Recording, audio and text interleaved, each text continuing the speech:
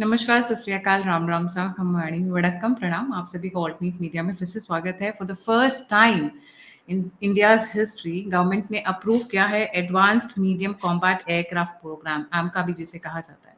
It's a break through जिसको बोलते हैं, और ब्रेक थ्रू को ब्रेक करने के लिए मेरे साथ जुड़े हुए हैं this the first time doctor MJ Augustine Vinod ji, also known as popularly the drone commissioner of India. मैं सर के बारे में थोड़ा सा बताना चाहूंगी। He join the Indian air forces in 1992। Sir ने 31 साल सर्व किया, ने retired in 2019 as a group captain. Then sir का जो रिकॉर्ड है फ्लाइंग आवर्स में गिना जाता है इंडियन एयरफोर्स में, वो उनका जितने ज़्यादा फ्लाइंग आवर्स उतने ज़्यादा, and he has one of the top most, I would say 5,500 hours. He's flown aircraft like MiG-21, Mirage 2000, Kiran HPT-32, Airbus A320. He's also commanded MiG-21 frontline fighter squadron, including he's been part of Director Air Defense. Sir has received for his services Vishisht Seva Medal from President of India in 2014. Sir is co-founder of Aerospace, sorry, and also the aerospace technologies. Sir is into designing and operationalizing UAV, unmanned aircraft vehicles, जिसको हम drones भी कहते हैं. And this is his professional side. Sir, if I miss out something because it was a huge profile, please forgive me for that. Obviously, fighter pilot. It's like a dream kind of a thing for me. Sir, apart from that, sir की hobbies भी वैसी ही हैं. मतलब profession वैसा है तो hobbies कैसी होंगी. He is a train paratrooper, USPA certified skydiver, scuba diving, he's a scuba diving master, deep sea rescue diver. से पहले तो आप ये बताइए आपके पास ऐसे कितने सारे आपने काम किए हैं. Scuba diving I can only think of when I see the movies, you know that Zindagi Na Milegi Dobara, कुछ ऐसी मूवी. जी, scuba diving, and then here you go in the sea and there you're going in the sky. So like you have measured the, you know, the sky and the sea both at the same time. जी sir. Sir, this is a breakthrough जो आज government ने announce किया है, the AMCA programme that we are talking about. क्या है ये और क्यों एकदम स्पेशल बन जाता है? बहुत सिंपल लैंग्वेज में स्टार्ट करें क्योंकि शायद बहुत सारे व्यूअर्स को पता नहीं होगा इसके बारे में. जी sir. Advanced medium combat aircraft जो है हमारा 1990 का प्रोग्राम है, लेकिन जैसे तेजस बना, जिसको हम एक जमाने में LCA कहते थे, लाइट कॉम्बैट एयरक्राफ्ट, उस दौरान क्या हुआ कि तेजस के समय भारतीय वायुसेना ने कुछ रिक्वायरमेंट रखी. जैसे आप लड़की देखने जाते हैं तो हम कुछ रिक्वायरमेंट रखते हैं, लड़की गोरी होनी चाहिए, हाइट इतना होना चाहिए, फलाना ढिमकाना. जब HAL ने वैसे लड़की पेश किया, उन्होंने बोला अरे इसने तो बीएड ही नहीं किया, ये नहीं चाहिए, मेरे को बीएड वाली भी चाहिए. तो HAL ने फिर बीएड बना के एयरफोर्स के सामने ले आए. उसने बोला अरे MA कहाँ चला गया, MA करा के ले आओ. तो इस तरह से गोल पोस्ट शिफ्ट करते रहे लोग. तो ये उस समय HAL को भी इल्म नहीं था. इनफैक्ट दुनिया में हर जगह यही प्रॉब्लम हो रहा था. अमेरिका में भी यही हो रहा था, यूके में भी यही हो रहा था. कई फाइटर प्रोग्राम, जो फाइटर जेट प्रोग्राम जो है, उनके अपने वायुसेना के गोल पोस्ट शिफ्ट करने के. और गोल पोस्ट शिफ्ट कोई क्यों करता है? क्योंकि आपको एक चीज जब देते हैं तो उस समय टेक्नोलॉजी एक्स होती है, लेकिन बाय द टाइम आप उसको प्रोड्यूस करके आते हैं, दुनिया में कई जगह भारतीय वायुसेना ऑफिसर्स घूमने जाते हैं या फिर किसी लोगों के साथ मिलते हैं, तो उनको पता लगता है कि भाई इसके अलावा दुनिया में ये भी अवेलेबल है, मेरे जहाज में वो भी होना चाहिए, बीएड भी होना चाहिए, MA भी होनी चाहिए लड़की. ठीक है.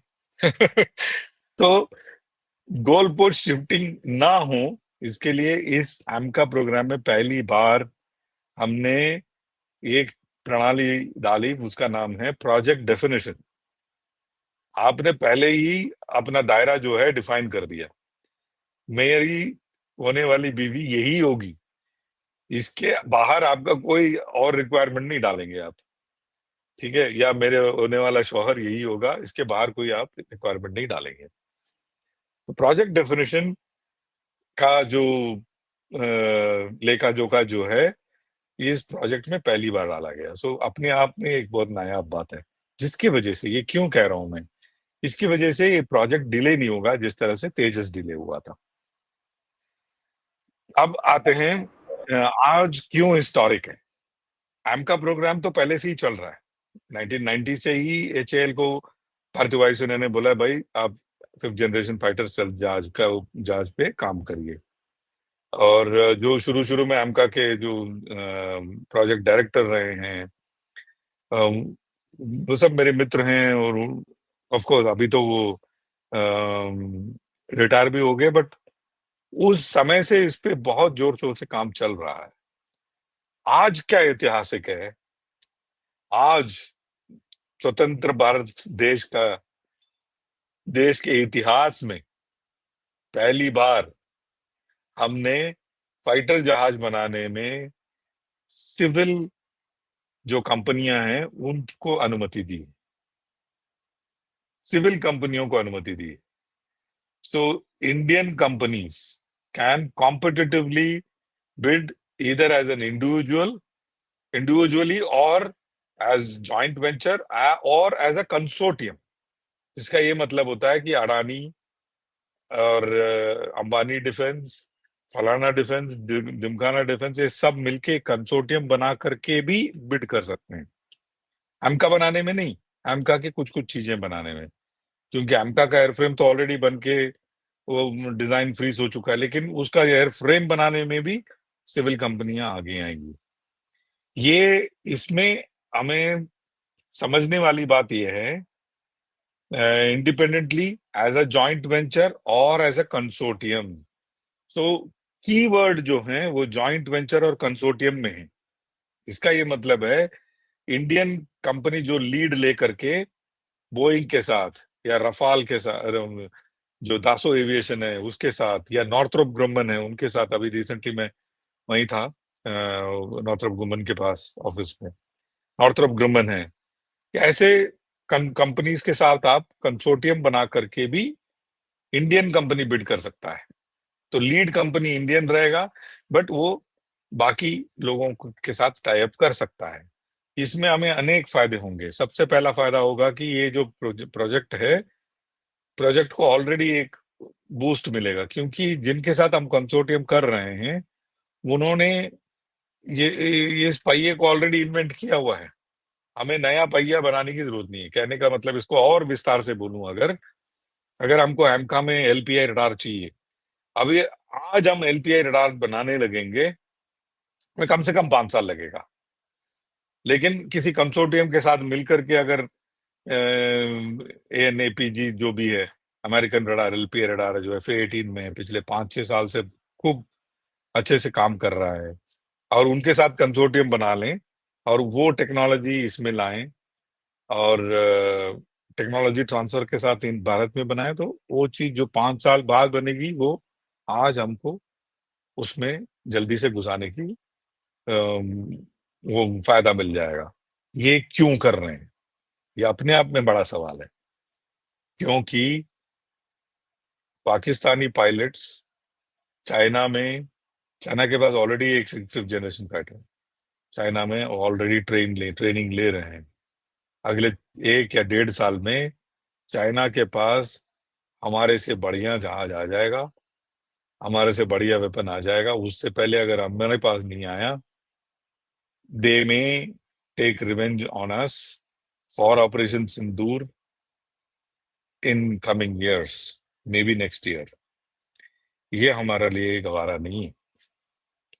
तो इसीलिए ऐतिहासिक हो जाता है इसके वजह से हम लोगों से खरीदें, वो भी हमारे लिए गवारा इसीलिए नहीं है क्योंकि फिर हमारा एमका प्रोग्राम में उसको बाधा पड़ेगा। तो हो सकता है हम, जैसे हमने रफाल खरीदा 36, हो सकता है हम 10, 12, 15 या 20 जहाज रशिया से या अमेरिका से खरीदें जो स्टेल्थ फाइटर है, अगर हमें ये पता लग रहा है कि पाकिस्तान के पास जल्दी से चाइना देने वाला है।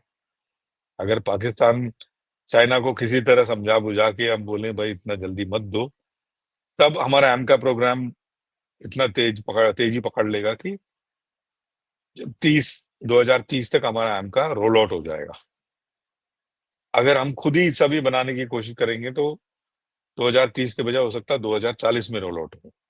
इसीलिए आज का जो दिन है बहुत ही 27 मई 2025 याद रखा जाएगा, क्योंकि आज के तारीख में आज तक भारतीय सरकार, कोई भी भारतीय सरकार रही हो, उन्हें ये डर रहा है, ये भय रहा है कि किसी सिविलियन पार्टी को लाएंगे, वो टेक्नोलॉजी देख लेंगे और कहीं किसी अन्य हाथ में ना लग जाए। ये एक भय रहा है। वो आई थिंक अंग्रेजी में कहते हैं ना, अनफाउंडेड फियर है वो। क्योंकि आज आप ऐसी प्रणालियां रख सकते हैं, ऐसे सिक्योरिटी प्रोटोकॉल रख सकते हैं, साइबर सिक्योरिटी हो, एक्सेस सिक्योरिटी हो, या लोगों की स्क्रीनिंग हो, इस तरह की चीजें रख सकते हैं जहां आप इंश्योर कर सकते हैं कि आपका जो टेक्नोलॉजी हो, या फिर जो भी ट्रेड सीक्रेट हो, या फिर एप्लीकेशन सीक्रेट हो, या फिर कोई सॉफ्टवेयर की चीजें आपने लगाई हो जो लोगों के पास नहीं हो, वो बाहर ना जाए। वो ना जाने की जो बॉक्स जो बनाते हैं आप, वो आज के तारीख में ये 3 प्रणालियों के साथ बना सकते हैं: साइबर सिक्योरिटी, फिजिकल सिक्योरिटी और फैसिलिटी सिक्योरिटी। तो इसके हिसाब से हमें सिविलियन को लाना, मैं तो कहूँगा बहुत ही एक अच्छा एक कदम है।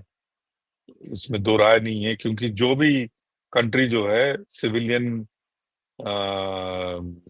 भागीदारी को लाए हैं, जल्दी जो अगर लाए हैं, तो वो उस कंट्री का फाइटर प्रोग्राम या हवाई जहाज बनाने का प्रोग्राम, फाइटर हो या ट्रांसपोर्ट हो या हेलीकॉप्टर हो, उसमें इजाफा ही आया है, तेजी ही आया है, कमी कमी नहीं आई है।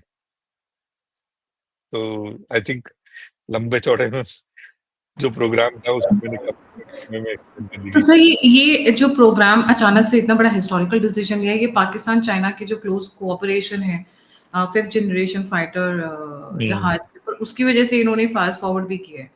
Probably a push coming from that side. और हो दूसरा सकता है, हो सकता है, हुँ, ये मेरा अनुमान है। हो सकता है, क्योंकि इसी जब मैं वर्दी में था तब से हम ये गुहार लगा रहे हैं गवर्नमेंट ऑफ इंडिया को कि प्राइवेट प्लेयर्स को आने दें। आज से नहीं, 5-6 साल से हमारा जो रिक्वेस्ट है भारत सरकार के पास पेंडिंग रहा है। तो या हो सकता है उस डिसीजन में तेजी, ये पाकिस्तानी पायलट वहां ट्रेन कर रहे हैं, उस वजह से आया हो, ऐसा मैं अनुमान लगा रहा हूँ। हो सकता है मैं गलत हूँ।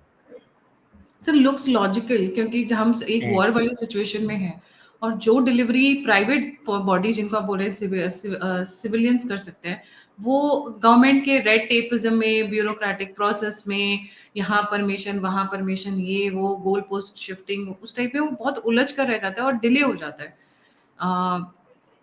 उनका तो बस टेंडर लगता है, एक बार टेंडर पास तो फटाफट नहीं मैम, फटाफट इसमें ना बनाना शुरू कर प्रोजेक्ट देते हैं। डेफिनेशन जो है ना, हम्म। मैंने कहा ना शुरू में, प्रोजेक्ट डेफिनेशन जो हमने डिफाइन किया है वो अपने आप में ही एक ऐतिहासिक कदम है। तो अभी इंडियन एयरफोर्स चाह के भी उस प्रोजेक्ट डेफिनेशन के बाहर नहीं जा सकती, और गोल पोस्ट आप शिफ्ट नहीं कर सकते। वो ही चीज जो है HAL को भी आज के तारीख में आप देखते हैं, ये पहला नहीं है प्रोजेक्ट।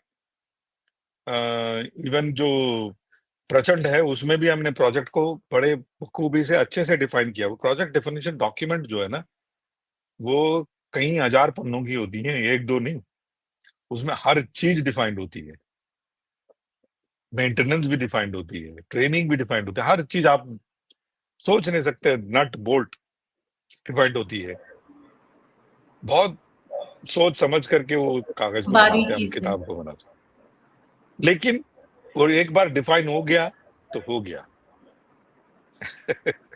तो और सर इसमें उसकी छोटी छोटी चीजें जो हैं हम सिविल वर्ल्ड से भी बनाएंगे।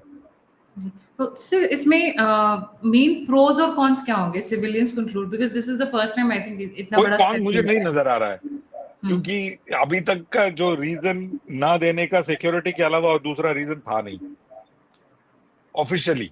अनऑफिशियली मैं ये जरूर बता सकता हूँ, हो सकता है, वो भी अगेन मेरा अनुमान है, हो सकता है HAL अभी तक तो अनक्राउंड किंग रहा है फाइटर एरोप्लेन या मिलिट्री रिलेटेड कोई भी हवाई जहाज बनाने में एचएएल का मुकाबला सिर्फ एचएएल ही था, दूसरा प्लेयर था नहीं भारत में।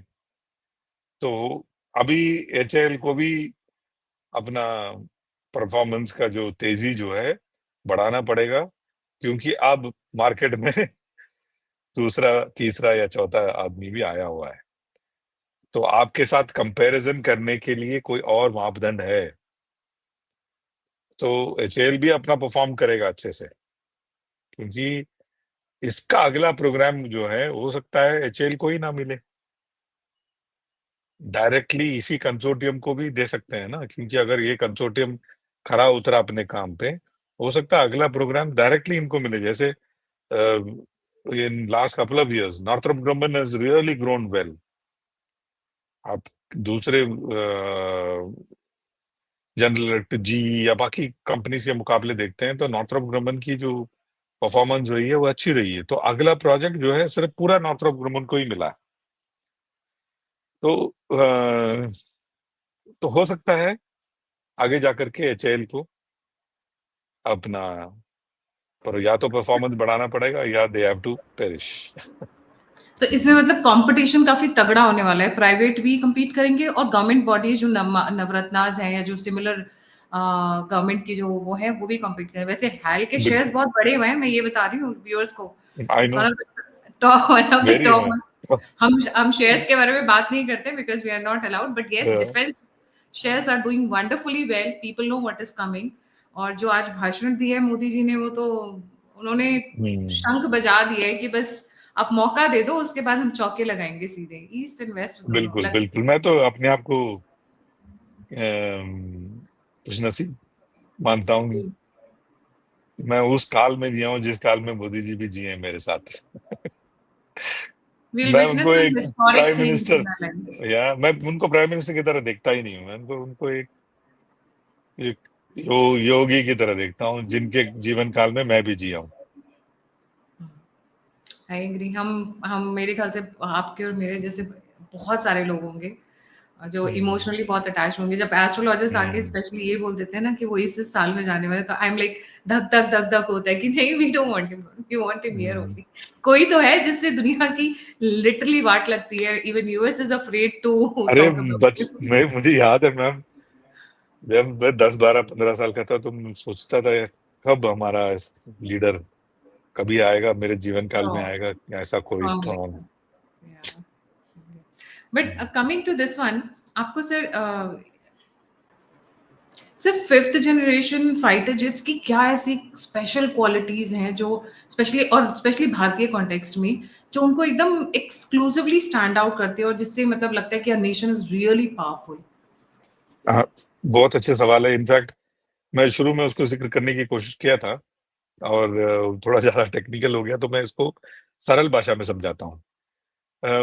सरल भाषा में ऐसा है कि हम जब किसी भी धावक को देखते हैं या फिर किसी भी प्रतियोगिता में लोगों को भेजने की सोचते हैं, तो हम पहले उसको डिस्ट्रिक्ट लेवल में भेजते हैं, फिर उसको स्टेट लेवल में भेजते हैं, फिर उसको नेशनल लेवल में भेजते हैं। है तो धावक, लेकिन उसका परफॉर्मेंस हर स्टेज में अलग है। सो फिफ्थ जनरेशन फाइटर भी ऐसा ही है कि जिसका परफॉर्मेंस फोर्थ से बढ़िया है, और थर्ड से तो जरूर फोर्थ बढ़िया है, फोर्थ से बढ़िया फिफ्थ है। तो फिफ्थ जनरेशन में 3 ऐसी चीजें हैं जो फोर्थ में नहीं है। वो क्या है? सबसे पहले स्टेल्थ होना चाहिए। स्टेल्थ का मतलब कि दुश्मन के रडार में नहीं आना चाहिए। दूसरा क्या है? Super cruise. सुपर क्रूज का मतलब ध्वनि से तेजी से जाना चाहिए उसे, लेकिन बिना पीछे आग निकाले। वो जो पीछे जो आग का गोला जैसा निकलता है फाइटर एरोप्लेन में, उसको बोलते हैं आफ्टर बर्नर। आप बिना आफ्टर बर्नर के सुपर क्रूज हो, ध्वनि से तेज जाए। क्योंकि जब आफ्टर बर्नर लगाते हैं आप, जाहिर सी बात है आपके तेल के कंजम्पशन एकदम 5 गुना बढ़ जाता है। तो आप एक जगह से दूसरी जगह तेजी से तो जाते हैं, लेकिन ज्यादा दूर नहीं जा पाते हैं फोर्थ जनरेशन या थर्ड जनरेशन में। जैसे मिग 21 का मैं आपको एक उदाहरण दूं, या मिराज 2000 का अगर उदाहरण दूं, 50,000 या 40,000 फुट में वो 1 किलोमीटर जाने में वो सिर्फ 10 किलो तेल खाता है क्रूज में। जहां आपने वो लगा दिया आफ्टर बर्नर, वो 10 पर मिनट से 450 से 500 केजी पर मिनट जंप कर जाता है उसके तेल की कंजम्पशन। कहाँ 10 किलो पर मिनट है, कहाँ 450 है। तो आप तेजी से एक दूसरे जगह तो चले जाते हैं, लेकिन आप बहुत तेल पीते हैं। सुपर क्रूज आपको उतने ही 10 का 12 हो जाएगा, 15 हो जाएगा, लेकिन आप उतने ही तेजी से जा पाते हैं ए टू बी, जितना ये 450 पी करके जा रहा था, आप 20-25 पी करके जा रहे हैं। सुपर क्रूज कहते हैं इसको। तो सुपर क्रूज है। और जो मैंने तीसरा जो बताया वो है low probability of entry, LPI radar हो और डेटा फ्यूजन हो। डेटा फ्यूजन 4.5 में भी है, किसी किसी में है, किसी किसी में नहीं है। जैसे रफाल में डेटा फ्यूजन है, सुखोई में है, जो अपडेटेड मिराज में है, बट लिमिटेड मात्रा में। तो इस तरह की चीजें 5 जनरेशन फाइटर को 5 जनरेशन बनाती हैं। तो जो स्टेट लेवल का प्लेयर है वो फिर नेशनल लेवल का प्लेयर हो जाता है, क्योंकि वो हेलीकॉप्टर शॉट भी मार लेता है। जी। मतलब उनकी उनकी जो स्टेल्थ है, जो स्ट्रेंथ है, जो उनकी स्पेशली, क्योंकि जब फाइटर जेट्स की बात करते हैं तो उसमें रेडार में नहीं आना, otherwise they will be brought down immediately. Correct, then उनकी speed versus the oil they consume, वो करेक्ट, बहुत इंपॉर्टेंट हो जाता है, एंड कितनी शार्पली वो हिट करते हैं टारगेट को, वो बहुत इंपॉर्टेंट हो जाता है। करेक्ट। डेटा फ्यूजन में ये है कि जो मेरी आंखें देख रही हैं, suppose I am giving you an example, और मैं जो मेरी आंखें देख रही हैं, अगर आपकी आंखें भी वही चीजें देखें तो, और आप जो देख रहे हैं वो तो आप देख ही रहे हैं, तो आप सोचिए आपकी क्षमता देखने की कितनी बढ़ जाती है। अफ्रीका में बैठे बैठे आप यहाँ इंडिया का नजारा भी देख ले रहे हैं, अफ्रीका का नजारा भी देख ले रहे हैं। तो समझिए एक आदमी अमेरिका में बैठा है, उसका नजारा भी आप देख रहे हैं। ये हम तीनों देख रहे हैं, हम तीनों जो इंडिविजुअली देख रहे हैं, हम तीनों बाकी दोनों का भी फ्यूज करके देख रहे हैं। सपोज आप आंखें मूंद करके बैठ जाएंगी, तभी भी आप भारत का नजारा भी देखेंगे, यूएस का भी देखेंगे, क्योंकि डेटा फ्यूजन से आपको ये दोनों का नजारा भी आपके तरफ आ रहा है। ये पिछले जनरेशन में नहीं था। ये अपने आप में बहुत बड़ी एक टेक्नोलॉजिकल ब्रेक थ्रू है, क्योंकि data fusion for a moving platform is an extremely challenging task, आपको क्योंकि यू आर बहुत सारी जगह से फीड्स लेनी है, and you have to keep no, collaborating. वो आसान है, बट उसको आप ऑर्थो करेक्ट करना है आपको। मैं अभी टेक्निकली समझाऊं, तीनों जहाज तो मूव कर रही है ना, तो इसने फलाने टाइम पे ये इंफॉर्मेशन ली थी जो आप अब देख रही हैं, जो आप वहां नहीं, आप कहीं और हैं।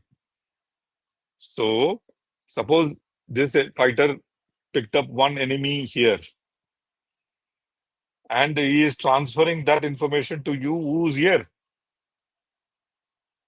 but this enemy need to be shown to you not in front of you but on your left,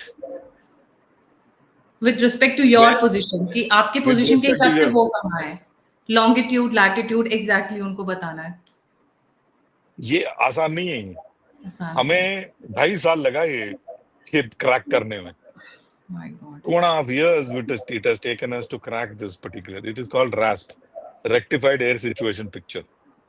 ये RASP बनाने में बहुत पापड़ बेले हमने, और स्पेशली बहुत इसलिए सर पापड़ बेले। डिफिकल्ट हो जाता है because they are moving, that you know, they are moving. Absolutely they are moving. No, ये तो मैं 2 डायमेंशन में बताया, अभी आप 3 डायमेंशन में इमेजिन कीजिए। अगर आप ऊपर हैं और ये यहाँ देख रहा है, और ऊपर वाला बाएं भी और उसको नीचे भी देखना है।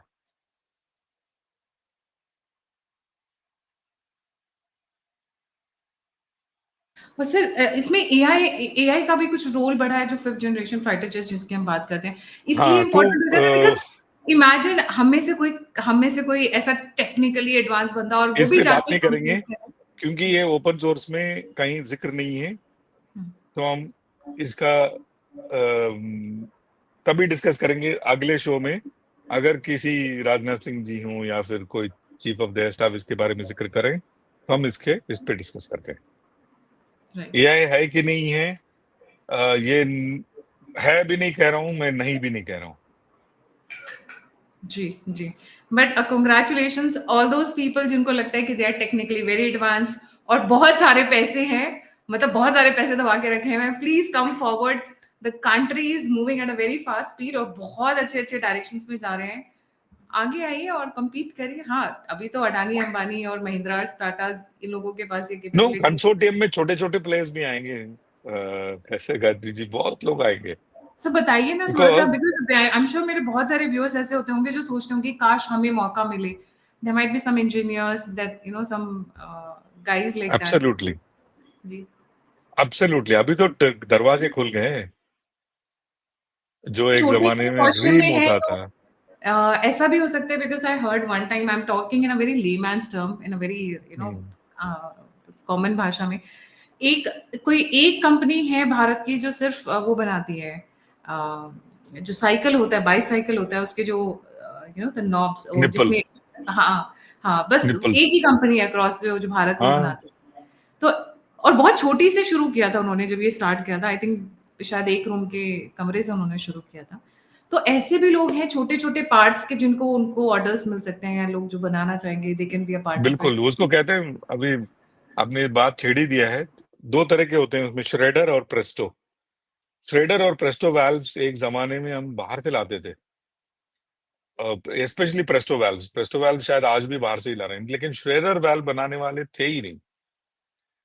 फिर एक कंपनी आगे आई, उन्होंने वो पुराना श्रेडर वाल्व निकाला। प्रिसिशन इंजीनियरिंग था उस जमाने में, I am talking about 70s, and since then they have been making Schrader valve at throwaway cost.